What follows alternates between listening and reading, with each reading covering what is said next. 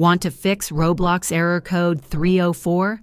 This video will show you the simple tricks to get back into your favorite experiences. Let's dive in. First things first, Error Code 304 in Roblox typically means there's a problem with outdated game files or cached data that prevents the client from launching or joining. Now, the easiest fix is to clear your Roblox cache.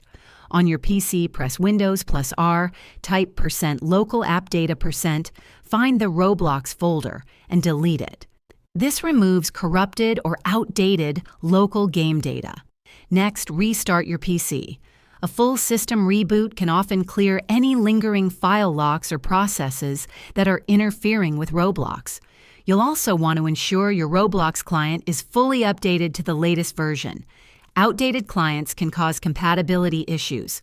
Launch Roblox directly from your desktop, shortcut, or browser, which should prompt an update if available. If your game's files are somehow corrupted, try reinstalling Roblox. Go to Add or Remove Programs in Windows Settings. Uninstall Roblox, then download and install the latest client from roblox.com. Finally, check your internet connection. A weak or unstable connection can sometimes lead to issues with game asset downloads or client verification. If the error persists, it might be a temporary issue with a specific Roblox experience. Try joining a different game. If this helped you out, hit that like button, subscribe for more Roblox tips, and let me know in the comments what you want to see next.